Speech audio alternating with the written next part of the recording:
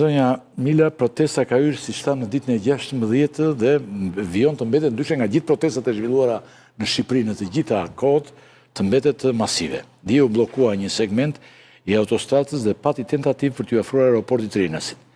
Pra duke si një përpjekje për të përshkallëzuar këtë protestë. Si e lexoni ju këtë zhvillim, çfarë mendonin për protestuesit që ndodhen në rrugë çdo ditë thjesht të shkurt qartë? Në fakt, në momentin e parë kur kjo protest nisi, patjetër jo vetëm si përfaqësuese e Partisë Socialiste, përfaqësuese e majorancës, por edhe si një vajzë e re politik, pata ndjesi shumë të mira. E para nga formati që protesta pati, ju e thatë shumë mirë, edhe vetë më parë ndryshe nga herët e tjera, me disa pankarta simpatike, me të rinj gjithashtu shumë energjik, kreativ në shesh, patjetër që nuk ndanim të njëjtën kauzë, mirë po, në mendimin tim, ishte një protest që i vlen të momentit, i vlen të Shqipërisë dhe të jemi sinqert, isha dhe krenare për faktin që më në fund protestohet në Shqipëri për një temë që kjo është sot. Ndoshta për një temë që ndoshta deri para. Dhe pasi, vetëm një sekundë, Sara, sapo Sara të përfundoj, ju do të më lirë për bëni një përpjekje për të mbledhur me Joniden, që për të folur diçka për sot, çfarë ndodhi aty? Dhe si është pjesëmarrja? Duket si me vogël se dje me pashun, ose ndoshta ka qenë me madhe. Sinqerisht për mua një shenjë mirë që më në fund fokusi i një proteste ishte mjedisi, ishte mbrojtja e mjedisit për shkak të një buje shumë të madhe që bëri një projekt në fakt të supozuar dhe as pak konkret, duhet thënë kjo, në lidhje me zvërnecën, por jo vetëm, me gjithë si me lagunën, ashtu pastaj kalonte diskursi edhe tek Sazani, dhe pse në fakt nuk që kur fokusi i çfarë kryeministri tha. Por pak rëndësi ka kjo. Unë sot mendoj që protesta fatkeqësisht e ka humbur busullën. E para, nëse do të flasim për pyetjen e parë dhe për çështjen e parë në cilën u ngrit, unë mendoj që sot, sidomos me çfarë komisionera për zgjerimin e Bashkimit Evropian, Marta Kos, ka siguruar, mendoj që i ka dhënë një përgjigje definitive, jo vetëm shqiptarëve, por medias ndërkombëtare. Çfarë tha Marta Kosi se unë? Se praktikisht tha që Shqipëria është duke mbyllur kapitullin e 27, ku fokus është mjedisi, patjetër që projekti për cilën po flitet do duhet i nënshtrohet të gjitha kritereve dhe rregullave të kapitullit 27, ne jemi monitorues, autoritetet shqiptare na kanë garantuar që gjithçka do të shkojë në përputhje të plot me kriteret e Bashkimit Evropian, ndaj nuk shohim asnjë arsye konkrete sepse duhet të penalizohet një investim i huaj dhe një investim i këtyre përmasave, kur rregullat do të jenë ato që janë edhe në Bashkimin Evropian. Vetë Bashkimi Evropian e pati këtë një reagim zyrtar ditën e sotme, kështu që për sa i përket çështjes mjedisit dhe se si do të rregullohet dhe në bazën e çfarë do të ngrihet ky projekt, unë mendoj se diskutimi këtu është mbyllur. Ndërsa për sa i përket të gjithë gjërave të tjera që kanë dalë mbrapa, se me thënë drejtë më duket sikur vetëm për mjedisin aty nuk po flitet më, kam përshtypjen që është përpjekja e fundit për të rrëzuar kryeministrin Rama dhe Partinë Socialiste. Nuk ja dolën dot me votë, nuk ja dolën dot duke përdorur SPAK-un dhe çfarë SPAK-u garanton si një organ i drejtësisë i cili ka marrë në fakt bekimin e kësaj partie, e kësaj qeverie. E treta, nuk ja dolën dot partitë e vogla që vazhdojnë të thonë të reja, po me thënë drejtën vetëm të reja nuk janë. Dhe çfarë ndodhi tani se doli lapa e paracakohesh atje, vetëm tek pull në bulevard, nuk ju bashkua njeri. Me sa di unë, këto kauzat e ngjashme i kishte. Pra, pash aty që flitet për ilaçet, pash që flitet për sistemin arsimor, që flitet për paga, që flitet për largim të trurit nga Shqipëria. Pra, të gjitha këto tema, në fakt... Protestuesit, jemi shumë okej me këto i thua ti, por protestuesit tonë... Pra, unë mendoj që është një përpjekje e fundit, për të kaca vjerë, përpjekje e fundit, por ndërkohë, protestuesit tonë se Shqipëria ka nevojë për një ndryshim të plot politik, jo vetëm Edi Ramën, por edhe pjesën tjetër të establishmentit 35 vjeçar shqiptar, që me thënë të drejtën, që duhet shembur, thonë, ky establishment dhe se Edi Rama duhet të largohet. Ju sigurisht nuk e ndani këtë qëndrim e dëgjuar. Por, pse duhet të vazhdoj të qeverisë Rama, ju thoni njerëzve, çfarë duhet të jap ende Shqipërisë pas kaq vitesh pushtet? Zotëri Akipa, është shumë e thjeshtë në fakt. Vetëm para një viti, kryeministri Edi Rama dhe Partia Socialiste kanë fituar me vot, i cili është në fakt mekanizmi që ne jemi dakordsuar gjithë në një demokraci që të funksionojë, me 83 mandate e ka mandatuar qytetarë shqiptarë me mbi 820.000 vota. Dhe po udhëheq Shqipërinë drejt një premtimi që nuk ishte vetëm elektoral, por në fakt është një premtim në mendimin tim i historik për të çuar Shqipërinë në Bashkimin Evropian.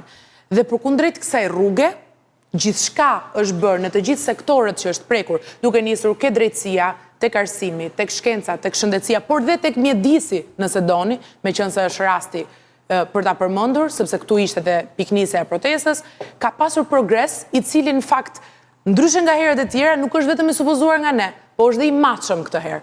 Del Bashkimi Evropian, kaloi një barin vendet e Bashkimit Evropian, vendet antare, patjetër me disa ndeshje që ne presim edhe ti rregullojmë edhe ti mbyllim, thot Bashkimi Evropian, brenda vitit 2027, Shqipëria është pararoj për të mbyllur negociatat. Atëherë pse duhet kemë unë apo qytetarët e tjerë shqiptarë skepticizëm mbi rrugën e drejtë Shqipërisë? A është kjo ajo çfarë duan 92% e shqiptarëve? Barometri i Bashkimit Evropian e thotë të. Nuk e thot as Edi Rama as Partia Socialiste. Duan Bashkimin Evropian. Edi Rama dhe Partia Socialiste po e çojnë Shqipërinë në Bashkimin Evropian. Atëherë ku është problemi në gjithë këtë? A ka disa situata problematike, çështje për tu bërë më mirë?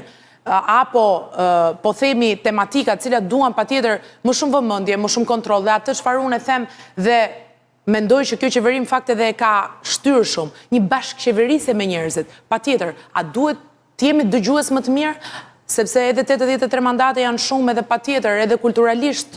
82 i keni tani ju.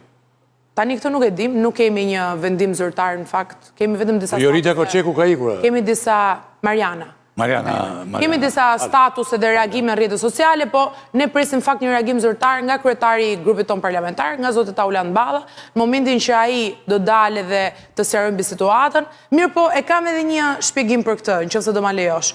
Jo shpjegim më tepër, por një. Jo, do vazhdojmë se do debatojmë. Po patjetër, po meqense është rasti mirë është ta themi që ndoshta nuk e prekim pak më vonë.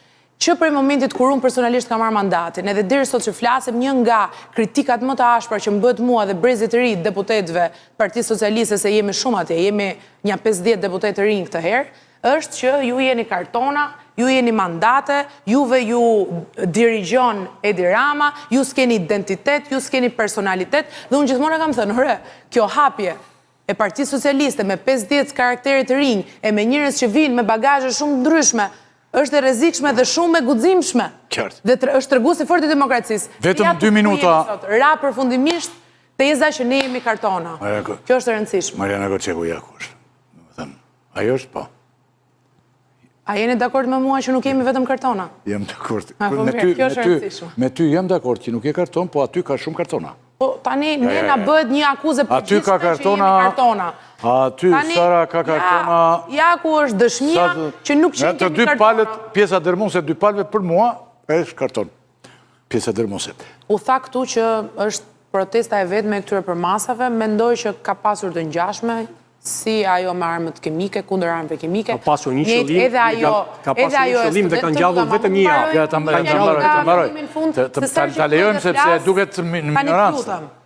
Minorancë tani, mos e prishim emision. 100 herë. Mendoj që ka pasur të ngjashme, patjetër që janë shumë të nevojshme.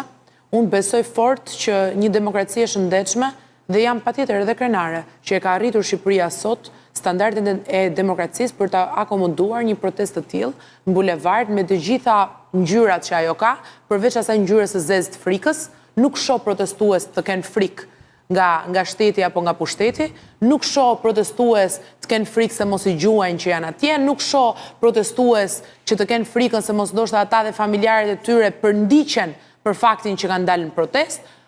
Absolutisht jo, përkundrazi, shoh një liri të jashtëzakonshme, ka një liri të shprehjes në meme duke kategorizuar specifikisht kryeministrin Rama në të gjitha format, në të gjitha lirshmëritë që mund të ketë gjuha e përdorur, edhe një, po themi, imagjinat të shfrenuar për sa i përket humorit dhe epiteteve, gjë që më vjen mirë që jetoj sot në këtë Shqipëri, që protesta ka dhënë një mesazh demokracie edhe prej mediave ndërkombëtare që e transmetuan këtë protestë, në fakt jo se mendoj që kishte një interes saktuar tek kjo protestë dhe tek numrat e saj, aq sa kishte një interes tek mënyra se si u zhvillua si antifamiljes Trump dhe se si mori një, le të themi, një buj prej kësaj, Megjithatë, unë mendoj që mesazhin e një proteste të madhe në një vend demokratik të Shqipërisë të vogël që ka pasur historikisht shumë skeptik për sa demokratike është, e dha dhe mirë bëri që e dha.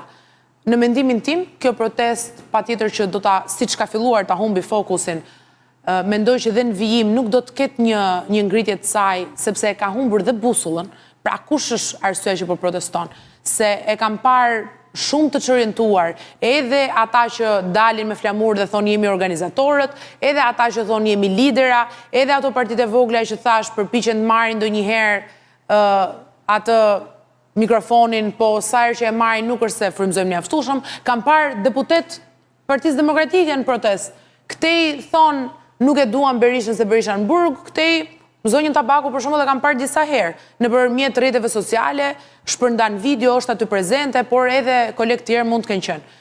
Pra është një çorientim që unë mendoj se absolutisht nuk bëhet fjalë që të shkojë jo vetëm në zgjedhje e dorëheqje, cilën sinqerisht e shoh nonsens, por aq më pak mendoj që nuk arriti dot as tek ai qëllimi i parë dhe që ishte shumë i mirë për të cilën filloi, që të ketë patjetër një monitorim më të mirë dhe një kërkesë më të mirë për më shumë transparencë, për më shumë informacion dhe për më shumë ndjesi bashkëqeverisëse nga vetë qytetarët shqiptar për projekte madhore, siç i premtojmë që do të jetë ai i Zvërnecit, dhe më pas, patjetër, edhe për të ruajtur të gjitha rregullat dhe kriteret për mjedisin, për atë që dhe nisi. Unë do të kisha shumë dëshirë që kjo protestë në fakt të kushtonte pikërisht këtë, një lloj presioni pozitiv ndaj qeverisë për ta bërë siç duhet këtë punë.